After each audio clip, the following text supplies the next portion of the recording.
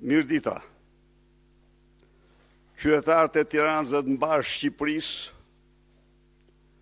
ndëruan në mënyrën më madhështore, më solemne, më dinjitoze 22 marsin, ditën e parë të demokracisë, me demonstratën e tyre të fuqishme në kushtet një narkodiktature, autokracie elektorale apo diktature autoritare, shqiptarët treguan dje se janë të pamposhtur nga kjo narkodiktaturë.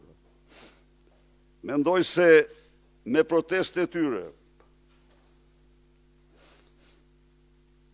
përfaqësuar revoltën, zemrimin e një kombë të tërë, kur ndonjëherë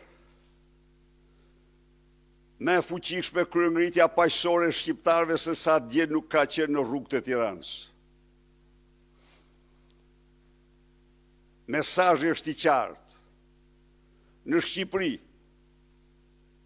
në kushtet e autokracisë, të sundimit e Edi Ramës, nuk ka dhe nuk mund të ketë më paqe dhe stabilitet. Tur një reagim të ambasadës gjermane ditën e sotme, duke qenë se po themi një nga risit e protestës dje ka qenë edhe ngritja e flamujve gjerman, por duket se ambasadës gjermane nuk i ka pëlqyer dhuna në protest, duke deklaruar se duhet të distancoheni me njëherë, udhëheqësit e protestës duhet të distancohen me njëherë, si përgjigjeni? Ne jemi të përcaktuar për kryengritje paqësore, por një gjë mund të them, në qoftë se këto protesta ka patur me 10 demonstrues të plagosur nga dhuna policore, nuk ka patur gjerësot asnjë polic të plagosur. Kjo është e vërteta.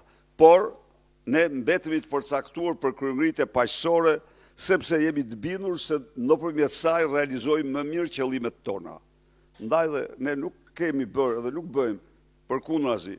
Ne kërkojmë të vazhdojmë me moton paqësore.